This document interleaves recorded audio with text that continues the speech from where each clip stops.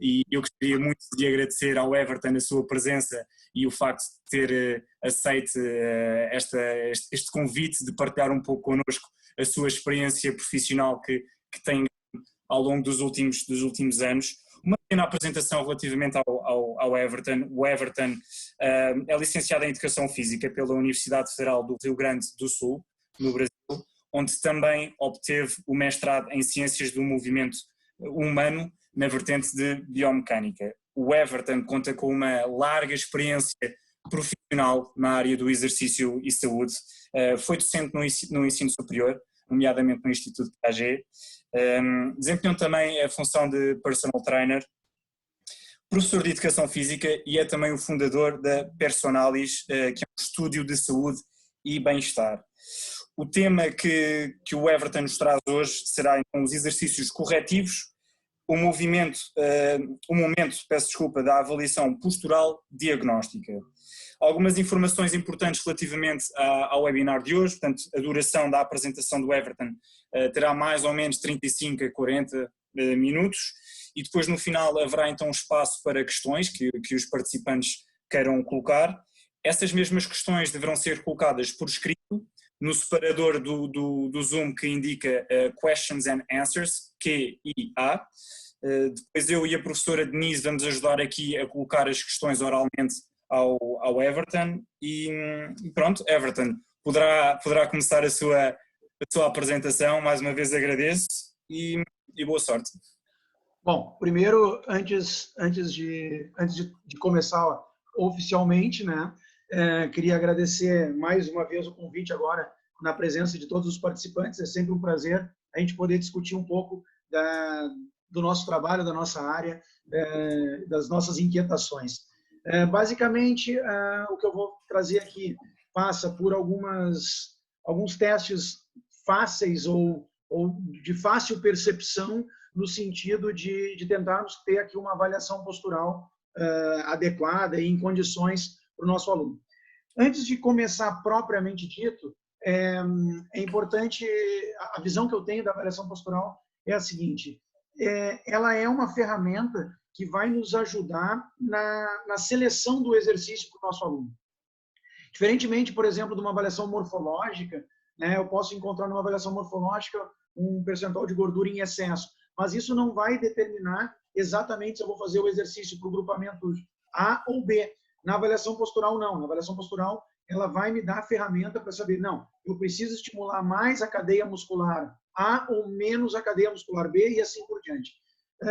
Portanto, vamos começar vamos falar um pouquinho de anamnese, vamos falar um pouquinho de avaliação no contexto mais estático. Nós não vamos entrar na avaliação postural dinâmica, vamos focar mais na avaliação estática. Então, como é que a gente pode enxergar algumas partes do corpo e associar com fraquezas musculares ou excesso de ativação muscular, excesso de tensão muscular, tá bem? Então, vamos avançar aos poucos, né? Então, aqui, como eu estava dizendo, o momento da avaliação dentro da linha do personal trainer, ele é fundamental na minha ótica, é dos momentos mais importantes. Eu não posso começar um trabalho, seja no ganho da performance, seja no exercício corretivo, sem fazer uma avaliação. Obviamente, a gente vai focar na avaliação postural, não vamos focar nas outras avaliações, né? Portanto, dentro da avaliação postural, eu tradicionalmente faço aqui uma divisão. Eu faço um pouco de avaliação estática, que é o que a gente vai centrar a nossa conversa hoje.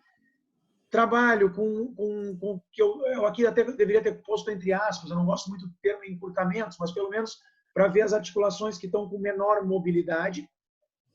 Costumo utilizar a avaliação de marcha e também uma avaliação funcional, uma avaliação dinâmica. Nós hoje vamos centrar a nossa aula aqui em avaliação estática, tá bem? Primeira coisa que a gente tem que fazer numa avaliação, independente dela ser estática, dinâmica, aeróbica, anaeróbica, enfim, de força, qualquer tipo de avaliação, ela deve preceder uma anamnese. A anamnese, a gente tem que tentar buscar toda a informação do aluno. No caso, aqui da avaliação postural, sinto muita necessidade em buscar um histórico mais clínico. Cirurgias, lesões, dores e questões relacionadas a isso. Então, eu vou passar aqui de uma maneira muito rápida alguns protocolos de anamnese, vou falar o que eu utilizo mais em anamnese, mas a ideia não é centrar muito na anamnese, sim, depois nos testes posturais propriamente dito, tá bem? Então, vamos adiante. Então, assim, dados de registro são sempre fundamentais, importantes por vários aspectos. A profissão, por exemplo, muitas vezes vai nos trazer a informação de que tipo de comportamento esse indivíduo tem, se ele passa horas sentado, se ele passa horas a conduzir, coisas do gênero. Depois, dados de registro, eu também sempre considero muito importante, mais até na questão de marketing, né? Para a gente poder lembrar do aniversário do nosso aluno, do nosso cliente, mandar uns parabéns e coisas do gênero. Relativamente à questão da anamnese de forma geral, eu não faço anamnese com protocolos fechados. Eu faço uma anamnese aberta em que eu coloco alguns tópicos. Um dos tópicos que eu coloco é precisamente o uso de medicamentos. Por quê? Porque a gente coloca uma pergunta do gênero assim, tem alguma doença? E o aluno diz, não tenho doença nenhuma. Entretanto, se a gente faz a pergunta, quais são os medicamentos de uso contínuo que faz? Aí aparece ansiolíticos, aparece antidepressivos, aparece medicamentos para pressão arterial, coisas que eles não associam muitas vezes como uma doença, né? Ou esquecem, né? Principalmente as doenças de fórum psicológico, as pessoas têm um pouco de vergonha e acabam por esquecer. E a postura, ela está ligada, a gente vai falar um pouquinho mais à frente, a questões emocionais. Portanto, não dá para dissociar a postura do mecânico e do emocional. Tá? Então, nós temos uma vertente mais mecânica, que é o que eu vou tentar centrar, mas temos que ter a noção que a vertente emocional ela está presente. Um exemplo muito claro é uma pessoa deprimida, ela vai ter uma postura mais fechada, mais envolvida, mais arredondada. Uma recém-mãe, a mesma coisa, uma postura de proteção. Mas isso a gente fala daqui um pouquinho mais à frente, não agora na anamnese, tá bem? Vamos lá, então. Relativamente à presença de doenças, é importante. Cirurgias, quando é que fez essas cirurgias? As limitações musculares e osteoarticulares. Como é que eu faço essa pergunta? Eu pergunto assim, olha, tem alguma dor? E a pessoa me diz, me dói o ombro. E eu, olha, mas já teve alguma lesão nesse ombro? Aconteceu alguma coisa? Eu quando tinha, há 10 anos atrás, caí de moto e fraturei a clavícula. E aí as coisas começam a aparecer. Eu raramente faço perguntas fechadas numa anamnese, como do gênero, uma coisa do tipo, sentiu dor no peito no último ano? Eu não faço perguntas fechadas, eu peço que a pessoa fale. E conforme ela está falando, eu estou tomando todas as notas, ok? Por exemplo, hábitos de sono. Hábitos de sono é uma coisa que eu pergunto assim de forma genérica. Olha, como é que é o seu hábito de sono? Isso por quê? Pessoas que têm dor, por exemplo, né? Muitas pessoas com dor, elas melhoram da dor quando começam a fazer medicação para dormir. Porque, na realidade, o não descansar também prejudica na questão da dor. A dor ela é multifatorial, ela pode ter a ver com a postura, ela pode ter a ver com a privação de sono, ela pode ter a ver com o estresse, ela pode ter a ver com hábitos socioculturais e por aí afora, tá bem? Nós vamos seguir aqui com mais alguns exemplos. O objetivo da pessoa, gente, é assim, o objetivo é pergunta necessária. Eu não posso, a pessoa me vem aqui dizendo que quer melhorar a postura e eu começo a fazer treino de emagrecimento. Não bate. Então, eu tenho que ter essa coisa do objetivo muito presente, tá bem? Principalmente nessas questões posturais.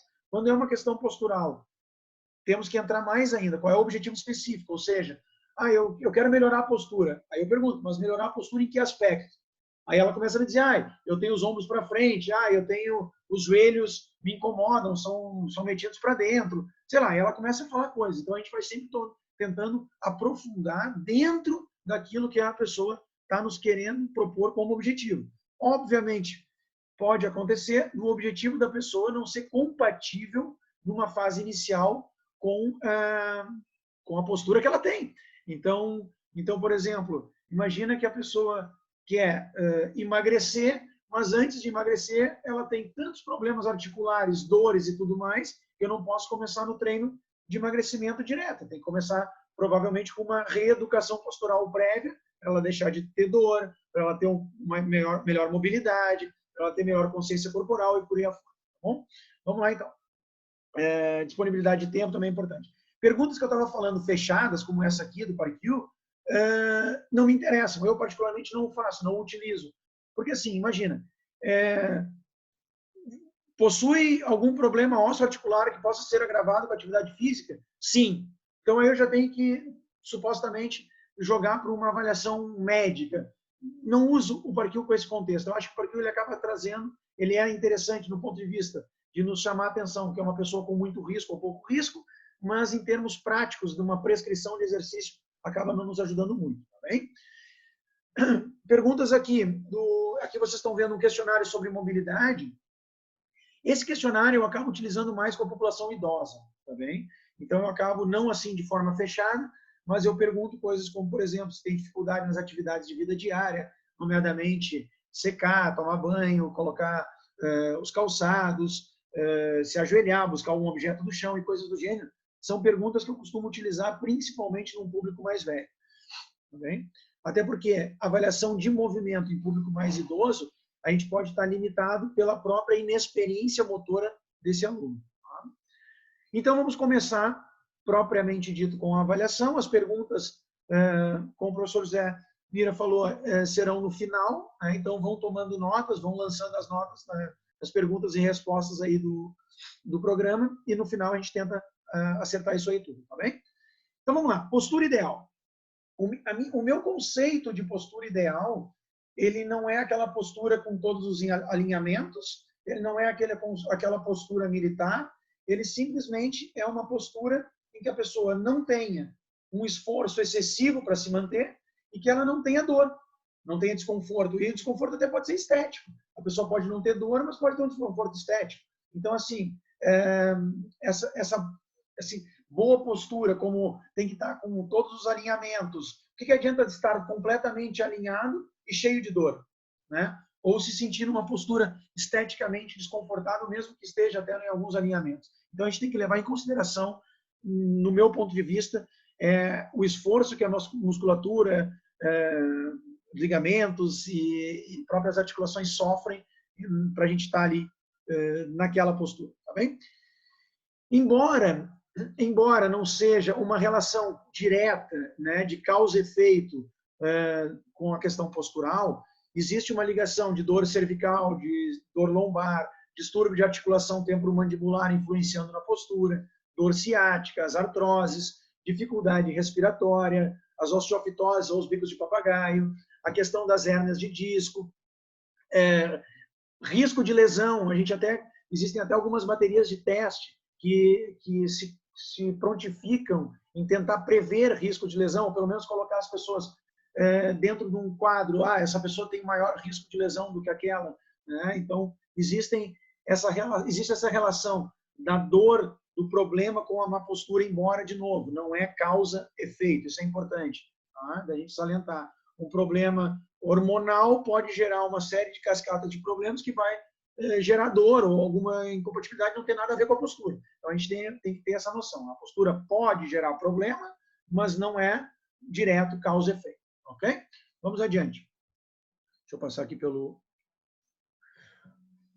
apresentação. Então, assim, eu tinha falado na introdução que a atitude comportamental e emocional pode interferir na postura. Então, vamos usar alguns exemplos.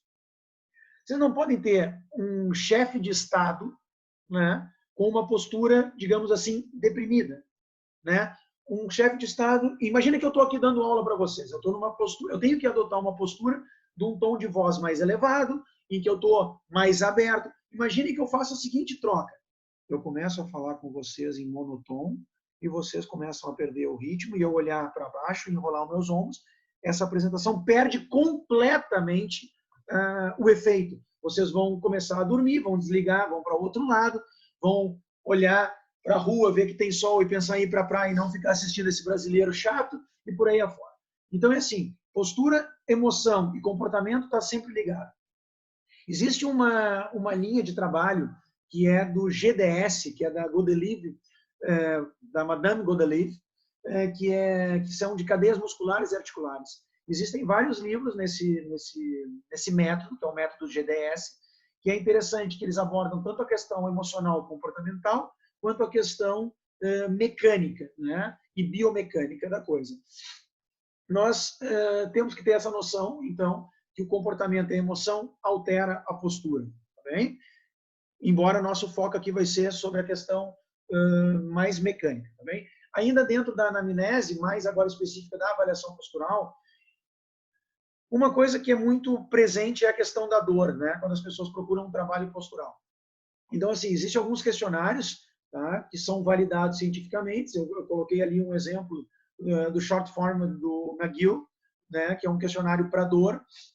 Tem uma versão até desse questionário também validada cientificamente em português do Brasil, mas algumas perguntas-chave são aonde tem dor, há quanto tempo tem dor, se tem relação com traumas ou alguma doença, se a dor piora ao acordar ou ao dormir, se no final do dia piora, enfim. Todas essas questões são importantes. E uma delas é, o que faz para diminuir essa dor? Muitas vezes a pessoa chega para a gente com um quadro de dor crônica, cara, sabe? Tipo 6, 10 anos de dor.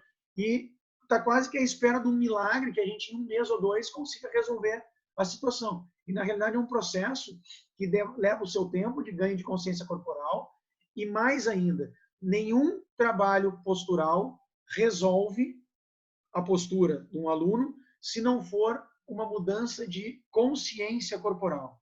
Então, não é uma vez por semana, 1 hora por semana, ou 2 ou 3, ou até 4 vezes por semana, fazendo 1 hora por dia de ginástica corretiva, de exercício corretivo, em que a pessoa vai conseguir mudar. Ela vai mudar quando ela perceber a necessidade da mudança no corpo dela. Quando ela sentar mais tempo numa postura adequada, quando ela variar mais tempo a postura dela, quando ela não ficar enrolada no chaise longue por mais tempo e por aí afora, ok? Portanto, a ideia passa por aí, a gente tentar criar um mapa aqui, né, da dor, da anamnese, saber o que funciona e o que não funciona com esse aluno, para a gente poder avançar com um trabalho mais assertivo.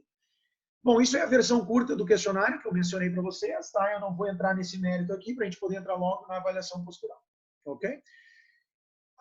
Gente, não tem como fazer avaliação postural se a gente não souber um pouco de anatomia também.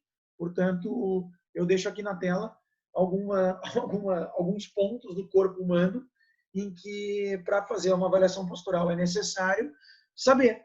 Então, tem que saber onde é que fica a sétima cervical, tem que saber onde é que fica. Ali eu vou usar as siglas, tá? Agora ali da coluna do meio, a espinha ilíaca póstera superior, a espinha ilíaca póstera inferior, a espinha ilíaca antero superior, o côndilo lateral, os maléolos, as bordas da escápula ou da omoplata. Tudo são pontos que a gente vai ter que usar como referência para avaliar. Então, assim, antes de fazer a avaliação postural, a gente tem que fazer uma revisão de anatomia também, pelo menos a anatomia da estrutura óssea numa fase inicial. Vamos avançar? Então, vamos lá, vamos começar de baixo. Eu, tradicionalmente, tenho por hábito começar pela parte inferior, tá bem?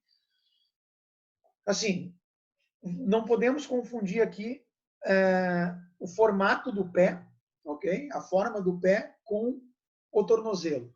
Então, vamos lá. Eu posso ter um pé cavo, né? Eu posso ter um arco plantar aumentado, um pé cavo, e posso ter um pé raso, um pé plano. Esse meu pé pode estar mais abduzido ou mais aduzido. Isso nada tem a ver com a passada. Eu só estou separando, não é que não tem a ver, eu só estou separando. Não tem a ver com uma passada pronada ou uma passada supinada.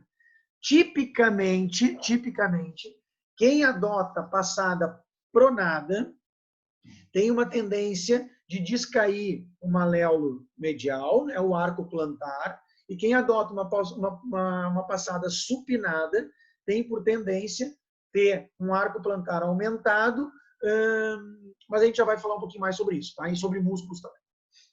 Então, vamos lá. Tibiotársica pronada, tibiotársica neutra, tibiotársica supinada. Podemos ver isso por como é que a gente pode olhar para isso? A gente pode olhar aqui pelo tendão de Aquiles, tá? Se faz um valgo ou não, ou se faz um varo nessa posição aqui em relação ao calcâneo. Mas o teste que eu costumo utilizar mais é o seguinte. Imagine o seguinte, eu estou aqui no maléolo medial, eu coloco uma caneta tocando no maléolo medial e essa caneta vem até o chão, na vertical. Se existir Se tocar no maléolo medial e não tocar no pé, significa que existe um excesso de pronação. Se tocar no pé, né, e não tocar no maléolo medial, existe um excesso de supinação. Se tocar nos dois, aparentemente estamos na neutra, ok? Tranquilo até aí? Vou avançando, qualquer coisa, vão jogando nas perguntas aí dos questions and answers. Vamos lá. Em relação ao joelho, olhando no plano frontal, primeiro, nós podemos ter aqui com o toque, com o toque dos joelhos. Imagina, a gente pede para a pessoa juntar as pernas. Vamos juntar as pernas. Aí a gente olha e tenta perceber o que tocou primeiro. Tocou os joelhos ou tocou os pés? Né? Imagina, se tocar os joelhos primeiro, a tendência que eu tenho é de fazer um valgo. Se tocarem os pés e não tocarem os joelhos, a tendência dessa postura é de um varo. Agora sim, ó, tem uma questão aqui muito importante, que é o apoio. Então, vocês não podem associar que a pessoa tem um valgo de joelho se ela...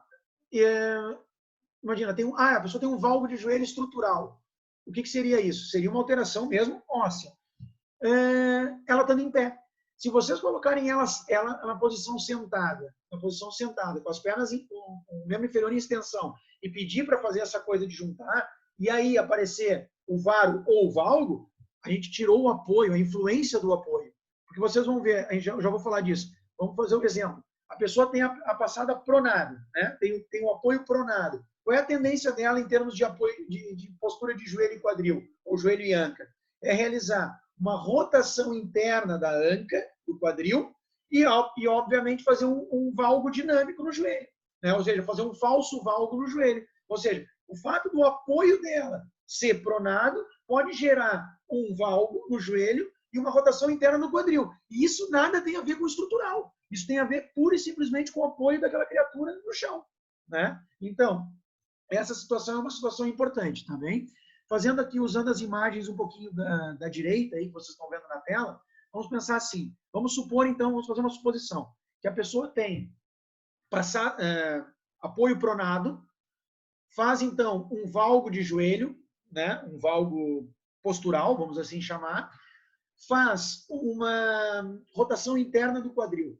O que a gente espera do ponto de vista tensão muscular, hiperatividade muscular ou hipoatividade muscular, fraqueza, barra fraqueza? O que eu vou esperar? Então, pensando nessa pessoa toda rodada para dentro, eu vou pensar que os adutores do quadril, né, estão mais em tensão, ou estão pelo menos numa posição mais encurtada, e de novo, não gosto do termo encurtado. Se isso está rodando para dentro, está faltando força para quem? Está faltando força para os rotadores externos, para quem segura esse movimento. Então, o trabalho de força ele vai incidir fundamentalmente nos abdutores e rotadores externos do quadril, nomeadamente glúteo médio, rotador piriforme, obturador interno, obturador externo, gêmeo superior, gêmeo inferior. Né? Esses músculos vão ser fundamentais para tentar segurar a postura mais... não levar a essa postura mais rodada interna. Na parte inferior, né? O que vai acontecer? Eu tenho a tibiotársika pronada. Quem é o meu principal supinador na tibiotársika? Tibial posterior. Então, o meu trabalho de força, para contrariar isso, vai ter que ser em cima do tibial posterior. Eu não posso carregar, eventualmente, musculatura que vai me levar para a inversão, para a posição de pronação, nomeadamente os fibulares, né? Em termos de força concêntrica. Posso dar excêntrica, mas não concêntrica. Devo evitar o trabalho concêntrico dos adutores, devo evitar o trabalho concêntrico dos fibulares, devo estimular o trabalho excêntrico desse músculo, mas devo fundamentalmente dar força para rotadores externos do quadril e tibial posterior. Fazendo a leitura ao contrário, se eu tenho um varo, eu tenho excesso de rotador externo do quadril e tenho excesso de supinadores. O que eu vou fazer? Vou tentar trabalhar os pronadores e vou tentar trabalhar em força os rotadores internos da anca e do quadril, tá bem? Ou do quadril. Vamos adiante, então. Esse é o desenho, né, do que eu estava falando, do valgo dinâmico, do valgo postural, que é o apoio em pronação, a junção do valgo, né, do joelho, e depois o quadril em rotação interna, como vocês estão vendo aqui. Tá bem? Vamos adiante. Relativamente à questão de perceber se existe, às vezes acontece o seguinte, às vezes, imagina, a pessoa está rodada, os pés estão em abdução, e aí vem a pergunta, será que essa rotação externa é no quadril, na anca, ou será que essa rotação externa é só na tíbia, ou seja, só o segmento do joelho para baixo? Então, como é que a gente faz isso? A gente toca nos côndilos femorais, né? A gente vem por trás da pessoa e toca nos côndilos femorais. Vamos imaginar a perna direita do bonequinho que está aí na tela, quem está acompanhando pelo Zoom. Se eu tocar aqui e o côndilo medial estiver à frente, né, eu estou tendo uma rotação externa lá em cima. Então, eu tenho que tentar separar essa rotação externa, se é da tíbia ou se é lá em cima no fêmur. Ok? Então, se eu olhar a rotação dos côndilos ou para interno ou para externo, eu consigo fazer essa dissociação. Tá? Vamos adiante. Aqui seria um exemplo só do varo, né? Do varo dinâmico, ou seja, um apoio em supinação que vai obrigar uma rotação externa do quadril durante, no caso aqui desse exemplo do agachamento. Gente, não existe, na minha opinião, como é óbvio, não existe agachamento perfeito em alinhamento, se eu devo fazer mais neutro, mais afastado, mas isso depende de uma série de fatores. Existem imensos artigos com isso, e cada vez mais a gente chega à conclusão que a anatomia do animal é importante. Né? Então, cada pessoa tem se eu tiver o colo do fêmur, o encaixe da cabeça do fêmur, né? o próprio colo do fêmur, mais à frente no acetábulo ou mais atrás, isso vai influenciar o meu agachamento, vai influenciar a minha mobilidade do quadril e por aí afora. Tá? Então, as estratégias elas podem ser variadas. Obviamente que podemos ter excesso de carga num determinado tipo de agachamento comparativamente ao outro. Vamos lá. Segue a festa. Aqui era só para mostrar a questão do joelho varo e do joelho valgo, né? Nós já falamos sobre isso. E no plano lateral, a questão da hiperextensão, né? Ou da não extensão. Então, basicamente, quando acontece vamos pensar aqui numa pessoa que tem muita restrição de mobilidade em toda a cadeia posterior, né? Aquela pessoa que não consegue chegar com os dedos à ponta dos pés e por aí afora. Normalmente, essa pessoa está com a musculatura em mais tensão, no caso dos isquios tibiais, né? E aí vem a pergunta, o que eu faço, Everton? Faço alongamento da cadeia posterior? Também pode fazer alongamento. Agora é assim, muito mais do que fazer alongamento é dar força para a cadeia anterior. Se vocês pensarem num barco à vela, né? Ou num arco e flecha, vamos pensar num arco e flecha. Quanto mais eu tenho tensão, quanto menos tensão eu tenho à frente, mais chance eu tenho de ter tensão atrás. Né? Então, assim, se eu consigo dar força na cadeia anterior, eu alivio a tensão da cadeia posterior. Ou seja, para melhorar o alongamento posterior, trabalha a força na cadeia anterior. Se quiserem fazer uma brincadeira com isso, façam o seguinte, coloquem uma caneta, um lápis na boca, deixa eu até pegar aqui para mostrar para vocês. Não vou fazer porque aqui não cabe, tá bem? Depois vocês vão dizer que é treta, né? que é historinha, que é não sei o que. Ninguém está vendo vocês aí, então assim, ó, coloquem isso e podem fazer figuras tristes à vontade. Façam o seguinte, façam o teste de ver em que distância vocês ficam do solo.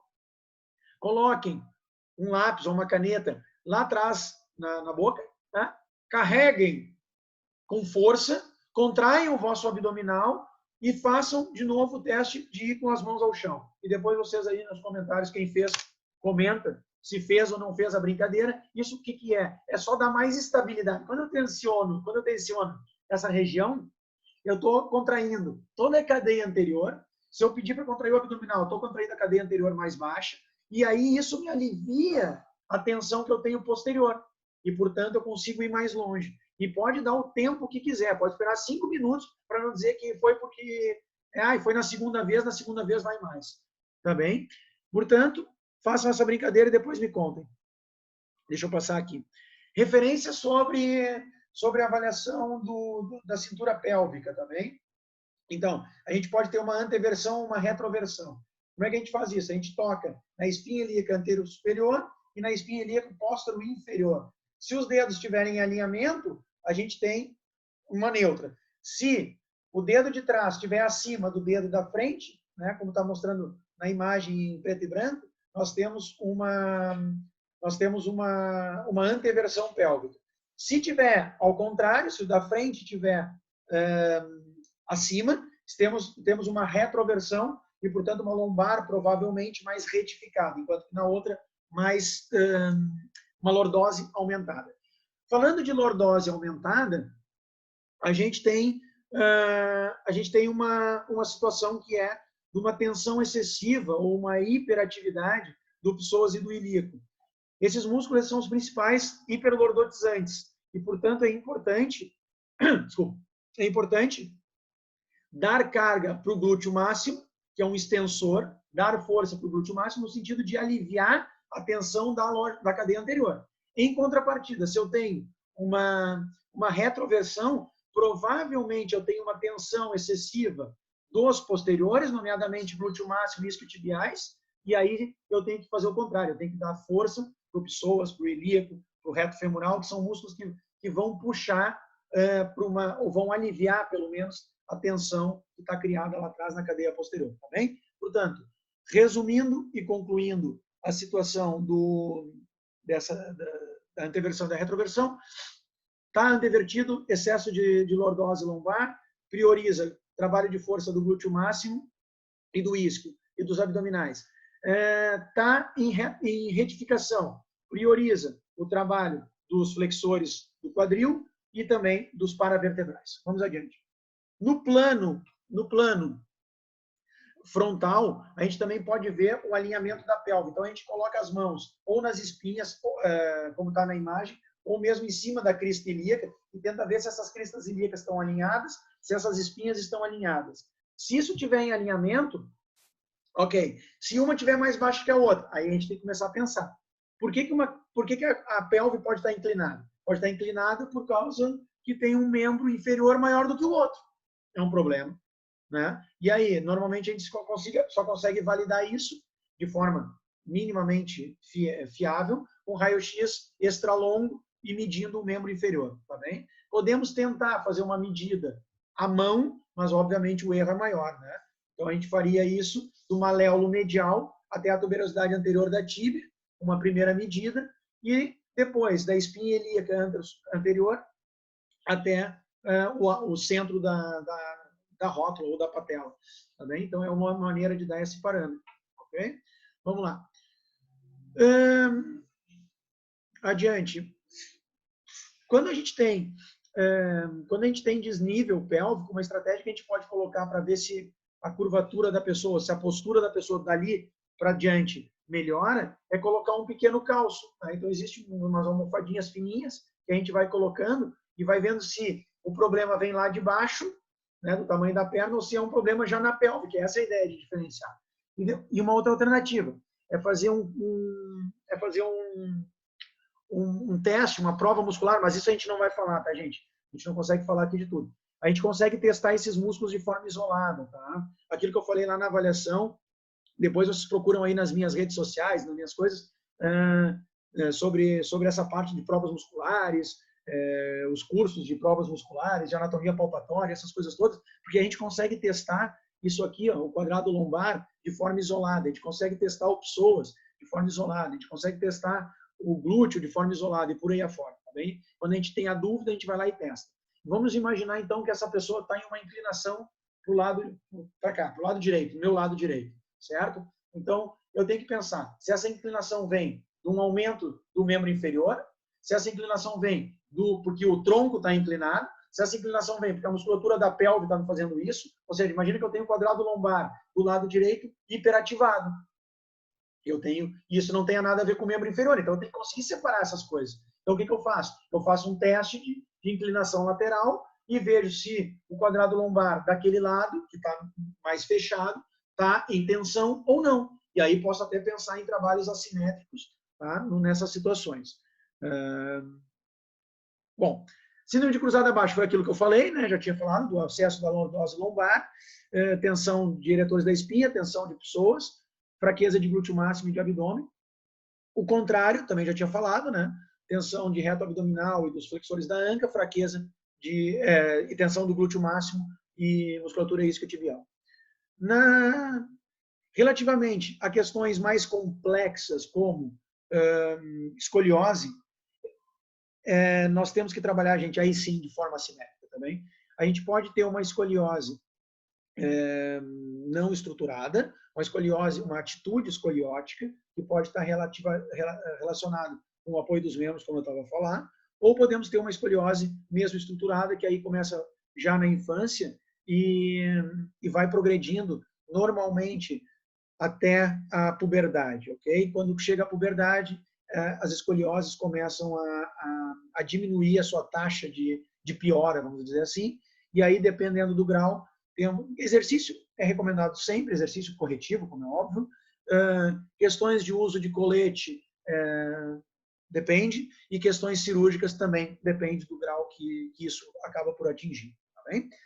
Em avaliação postural, temos que ver algumas questões relativamente a processos respiratórios. Tá? Então, se a pessoa faz uma respiração mais parte superior, né? Mais em termos de externo, se esse externo consegue avançar ou não, como é que está a musculatura dos escalenos, tem testezinho, a gente coloca os dedos aqui para ver a profundidade, que a gente chama de saboneteiras, né? Essa região aqui, e para ver se os escalenos estão maleáveis, flexíveis ou não, ou se estão em excesso de tensão. Se eu tiver tensão mais de um lado, eu posso ter alterações posturais, como inclinação da cervical para um lado. Se eu tiver um trapézio superior, imagina em inclinação, em rotação, né? Em tensão, eu tenho a rotação externa, a rotação para a esquerda e uma inclinação para o lado oposto. Então, tudo isso a gente tem que avaliar. Tá bem? Escalenos, trapézio superior, quando a gente começa a olhar para a postura, para cervical e para a parte respiratória.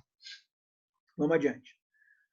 Relativamente à parte costal, a mesma coisa. As costelas, durante o processo respiratório, elas têm que afastar para os lados e permitir a expansão para frente. Se a pessoa só respira para frente, não expande para o lado, temos aqui que fazer trabalho respiratório. Tá? Na parte abdominal, temos que saber se essa pessoa consegue fazer uma respiração diafragmática, ou seja, consegue expandir esse abdominal. Então, treino respiratório faz parte de treino postural. Aí a gente começa a falar, temos que reforçar o core. Ok, o que é o core? O core passa a ser toda a estrutura da musculatura abdominal, né, principalmente transverso do abdômen, mas também o glúteo, mas também o assoalho pélvico, o períneo, mas também o teto, né? Eu tenho que ter aqui em cima, eu tenho o meu diafragma, então eu tenho que ter, para ter um bom core, eu tenho que ter musculatura oblíqua boa, consigo estabilizar, paravertebrais consegue estabilizar, transverso do abdômen consegue estabilizar, glúteo máximo que seja bem ativado, mas tenho que saber usar o diafragma para respirar e tenho que ter capacidade de dissociação do assoalho pélvico em detrimento dos outros exercícios e dos outros músculos.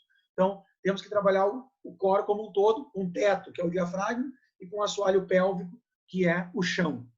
Na sequência disso, vamos aqui nos encaminhando para os últimos 15, 20 slides.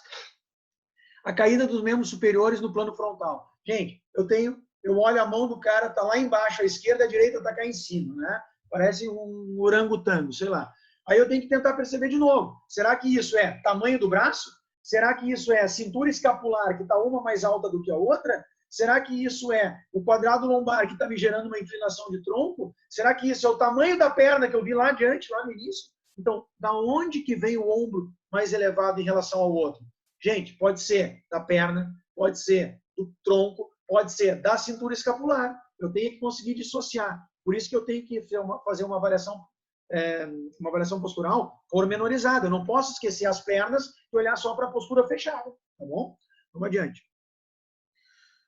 Relativamente à questão do peitoral maior e do peitoral menor. Gente, peitoral menor é um músculo que está inserido processo coracoide e costelas. Não tem nada a ver com o braço, ok? Peitoral menor não mexe o braço. Vocês não alongam o peitoral menor com o braço. Peitoral menor é escápula, costela, ok? O que esse cara faz? Esse cara faz essa postura aqui, ó. Ele, em tensão aqui, ele cria esse enrolamento do ombro, essa projeção do ombro, como se fosse uma coisa do gênero assim, ó.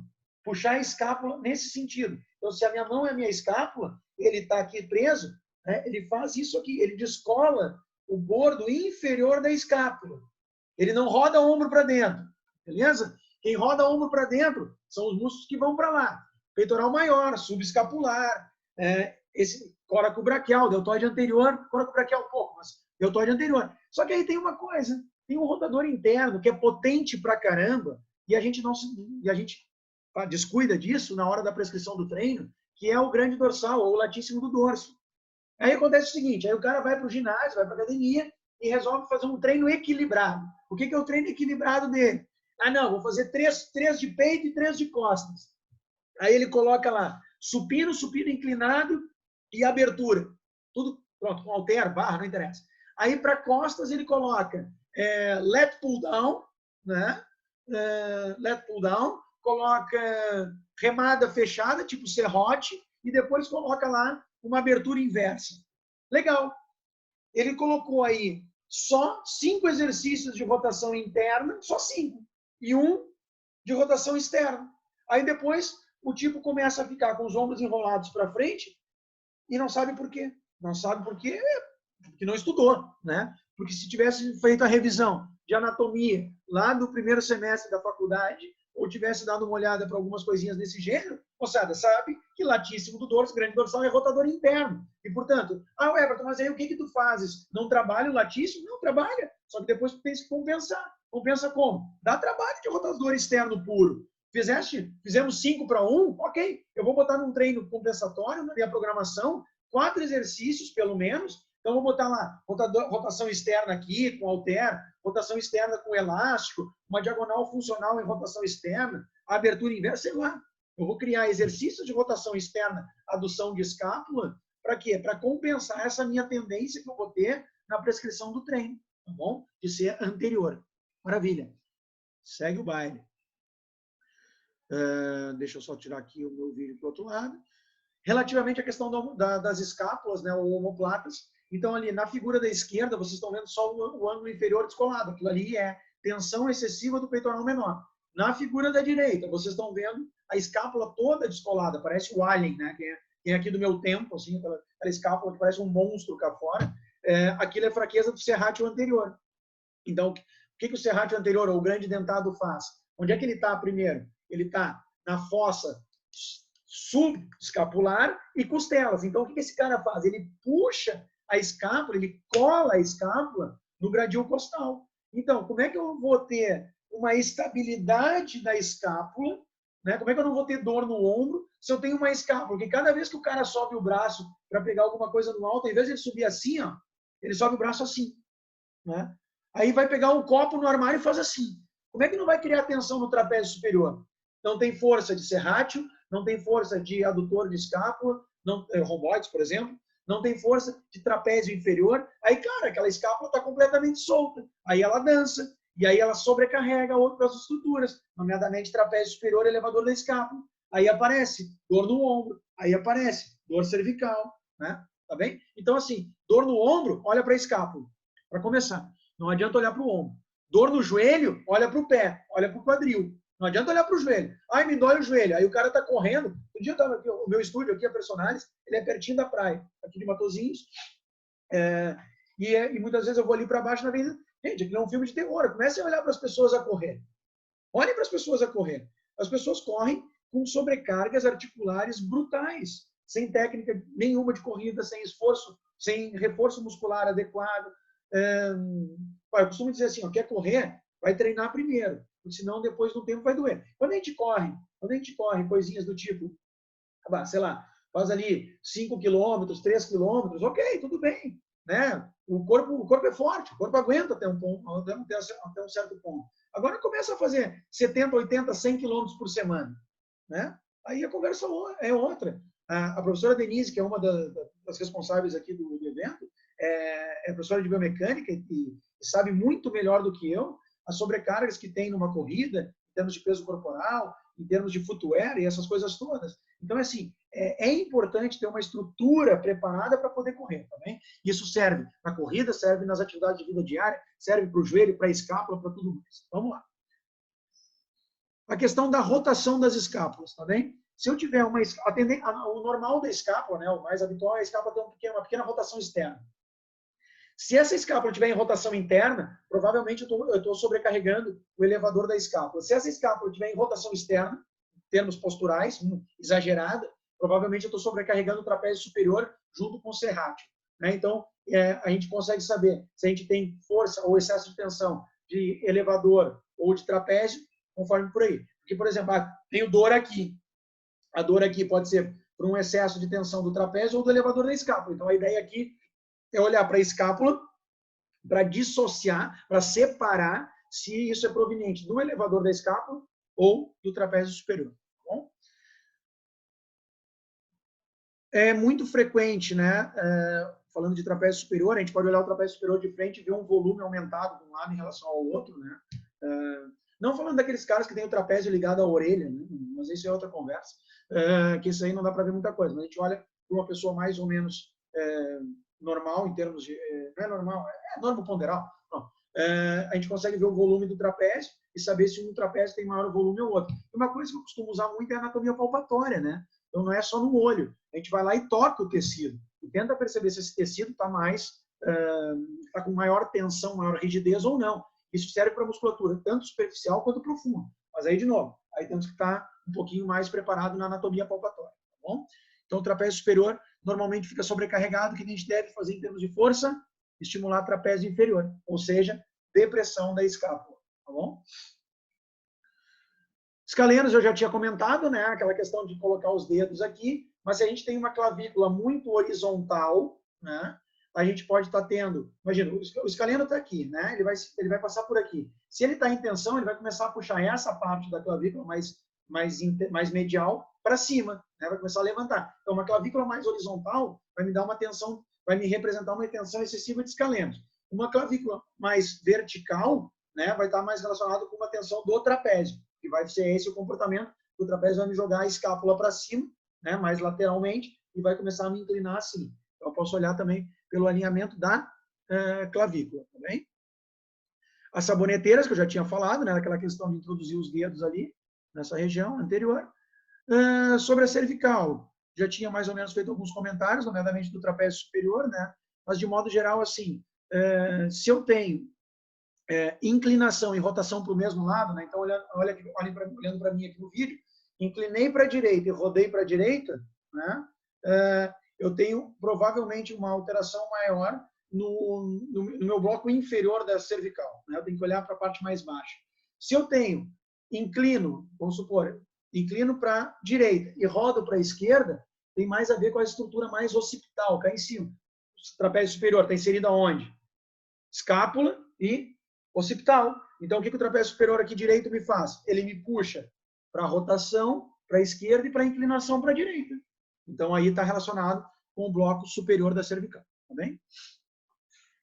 Relativamente ao alinhamento da cervical no plano sagital, né? Então, estou aqui pelas cabeças para frente. O que eu tenho que olhar? Tenho que olhar como é que está o grau de força dessa minha musculatura estabilizadora aqui. E eu não tenho problema nenhum em trabalhar cervical. Pô, a gente trabalha tudo que é músculo. Por que não trabalha cervical? Por que a gente não pode, com uma pessoa que tem dor cervical, trabalhar umas isometrias? Qual é o problema? Piloto tem que trabalhar cervical. Se ele não tiver musculatura cervical boa, ele vai ter problema, vai ter cervicalgia. Então, a gente pode trabalhar cervical e não tem problema nenhum. Existem algumas coisas que a gente esquece de trabalhar.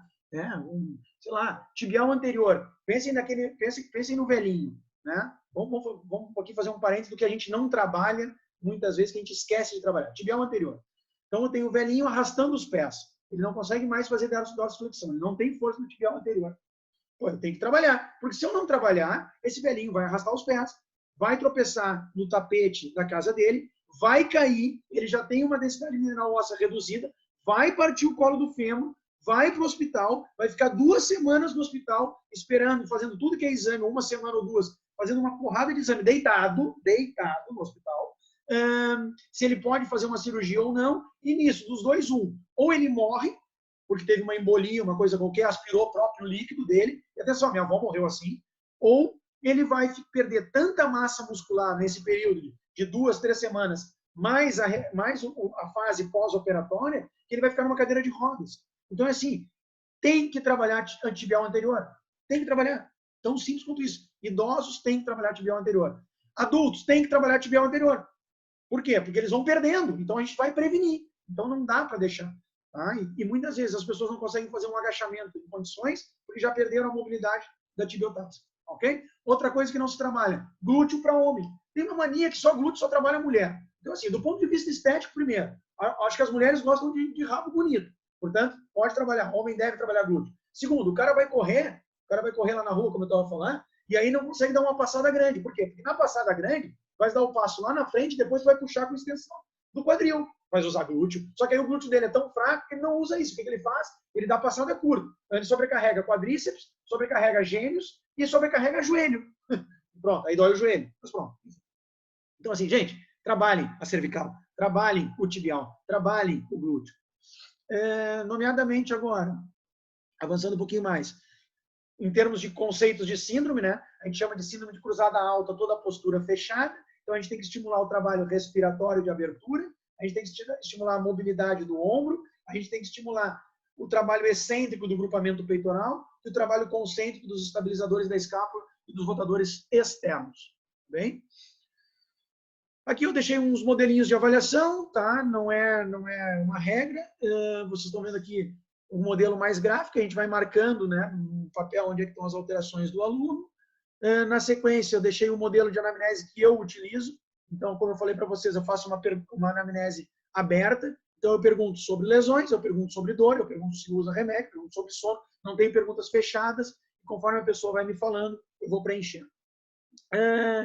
Esses quadros seguintes aqui têm a ver com a questão postural, tá? Isso foi uma coisa que eu utilizei, que eu traduzi de um livro que é do NASM, né, que é National Academy of Sports Medicine, que é do livro de exercícios corretivos. Então, aqui, imagina, usando um exemplo mais adiante aqui, que a gente já falou mais, que é mais fácil. Então, por exemplo, a questão da síndrome de cruzada alta, que é essa postura fechada, enrolada.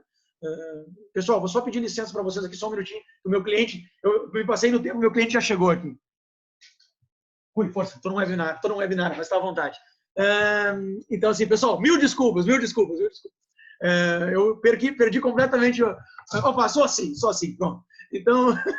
Então assim, na síndrome de cruzada alta, tenho tensão dilatíssimo do dorso, tenho fraqueza de trapézio inferior, tenho tensão de peitoral maior, tenho tensão de peitoral menor, coracobraquial, fragilidade dos romboides e tem alguns riscos. Então, todos esses quadros, né, seguintes, a gente pode estabelecer riscos com questões posturais, tá bom? Na sequência disso, temos ainda aqui sobre o membro inferior, tá bem? Como, por exemplo, abdução do tornozelo, pronação do tornozelo, valgos de joelho, varos de joelho e por aí afora. Questões relacionadas à anga, algumas pessoas quando fazem agachamento, por exemplo, sai o quadril para um lado, isso muitas vezes está relacionado com uma fraqueza do glúteo médio, né, como está aqui em cima, e por aí. Isso é um outro modelo, né, também gráfico, tá? Esse modelo, ele não é só gráfico, ele tenta quantificar, ok? A gente vai somando, vai atribuindo valores, né? 5 para simetrias perfeitas, 3 para simetrias intermédias e 1 para comprometimento postural grave, digamos assim, em cada um desses segmentos aqui. E no final de tudo, né, a gente tem aqui um valor, um índice, né, por segmento corporal. Fizemos aqui umas somas e tal, que nos dá depois o índice de correção postural da pessoa, tá bem? Então, temos aqui uma maneira de tentar quantificar a postura. Uma outra maneira de quantificar, eu e a própria Denise, a professora Denise Soares, já fizemos isso há muitos anos atrás, há precisamente 15 anos atrás, creio eu, que foi criar uma rotina num software que é o MATLAB, para fazer fotografias, marcar uns pontos na fotografia e depois o software nos dava os ângulos e as medidas todas. Existe um software no Brasil que se chama Sapo, que faz isso. Tem uma versão gratuita, procurem isso, que também está... Eu e a Denise desistimos de fazer o software no MATLAB. Tá bem, pessoal? Basicamente é isso. Eu vou abrir para perguntas aqui, então, e estou à disposição de vocês. Everton, obrigada pela tua partilha. Tu não pode dizer essas coisas que a gente já fez há 15 anos, que eles vão achar que a gente não tem 20 anos, né? Assim eles vão achar que a gente tem mais de 20. Isso não, acho que não pega bem, né? Eu até fiz a barba hoje para parecer mais... Pronto. Olha, eu já tenho aqui 2 questões, tá? Se alguém mais quiser colocar questões nessa janela aqui do Q&A, que tem ali embaixo, ao lado do bate-papo, certo? A primeira pergunta que nós temos aqui é do Fábio, e ele pergunta se as lesões musculares, ou por exemplo, uma ruptura muscular, se também pode causar alterações relacionadas com a postura. Pode sim. Imagina, por exemplo, uma pessoa que tem um valgo de joelho ou uma baixa estabilidade, uma estabilidade pobre no tornozelo, ou seja, tem um tornozelo instável e acaba fazendo uma passada pronada e tem uma tendência de valgo de joelho. Essa pessoa tem um maior risco de ter dor no joelho, para começar, né? Que isso é um dos critérios de síndrome patelofemoral, né? O valgo é um risco aumentado.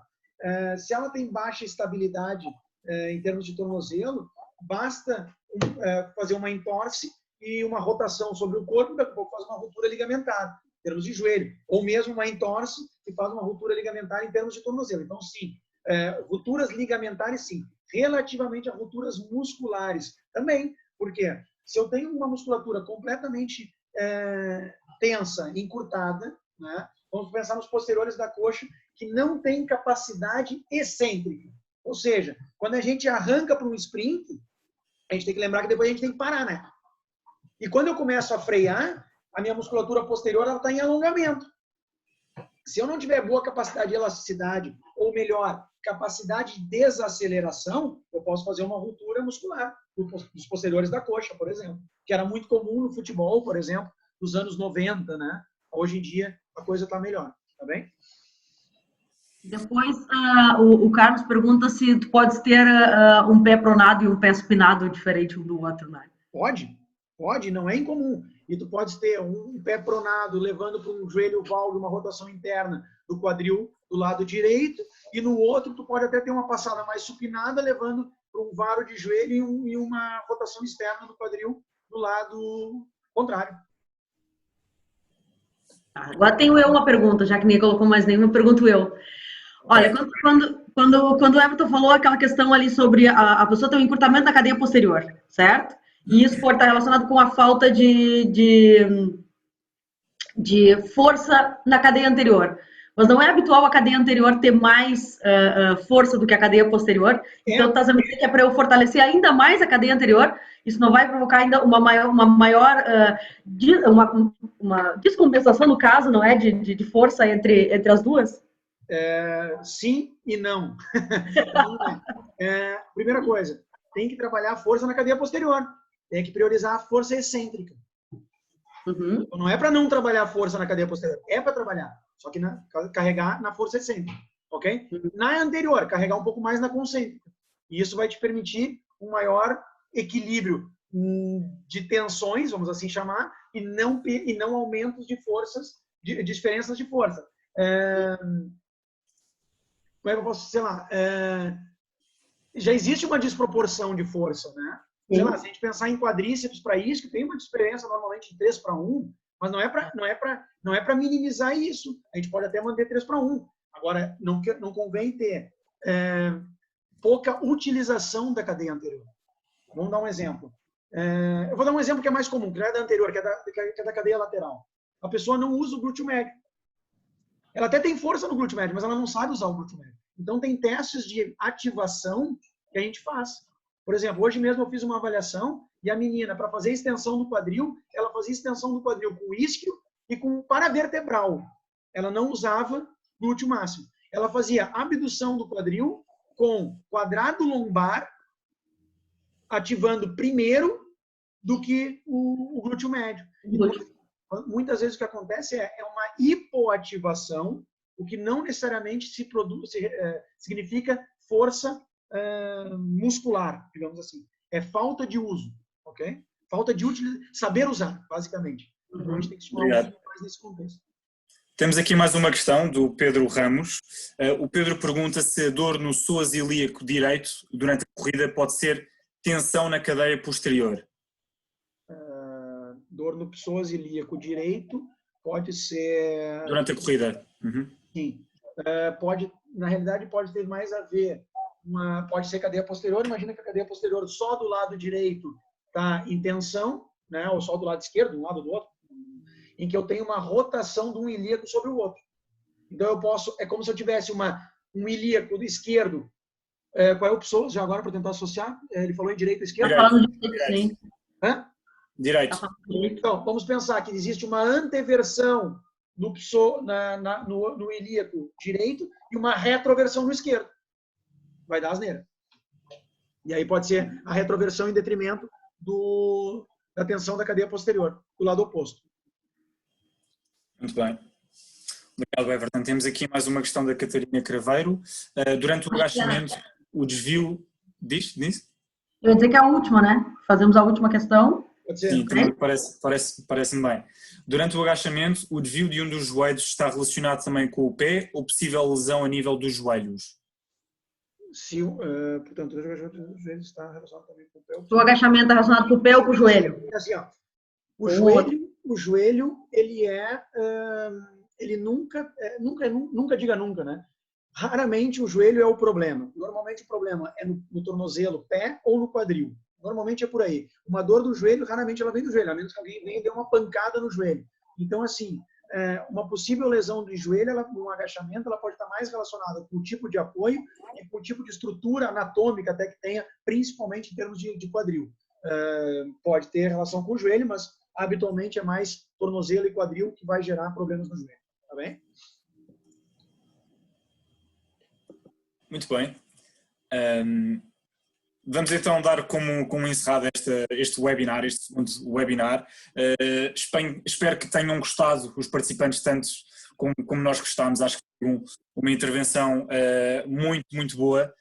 Everton, muito obrigado pela Eu que agradeço o convite. Participação. Acho que trouxe um assunto bastante pertinente para quem trabalha com pessoas, não é? E para quem trabalha com a saúde. Gostava de me despedir de vocês. Obrigado mais uma vez pela participação de todos e resto boa tarde. Pronto, só eu queria agradecer então a participação de todos, agradecer o Everton por ter aceito esse nosso convite, não é? E queria dizer a quem está assistindo que às vezes parece que é muita informação, mas isso foi um compêndio, um resumo de uma prática de muitos anos, não é? Que ele fez ali um apanhado, olha, se olhar para isso, vê aquilo, se olhar para aquele outro, vê isso, mas isso é a prática do dia a dia e acaba ficando natural, não é? Esse tipo de prática, mas é uma questão de estudar muito. Exatamente. Everton, quer dizer mais alguma coisa? Sim, eu queria só aproveitar também a oportunidade de agradecer mais uma vez o convite, falar para os participantes que quiserem ter contato comigo, podem me seguir aí, @EvertonCruel no Instagram, @PersonalesM também no Instagram, podem procurar Everton Cruel da Rocha no Facebook, tem lá muitas vezes eu tenho cursos online que eu vou dando, essas coisas todas, curso de avaliação postural, vou dar um curso sobre exercício clínico para grávidas, então se quiserem me acompanhar aí nas redes sociais, @Everton Cruel no Instagram, @PersonalesM no Instagram e no Facebook Everton Cruel da Rocha, tá bem? Mais uma vez, obrigado pelo convite. Fiquem bem. Muito obrigado.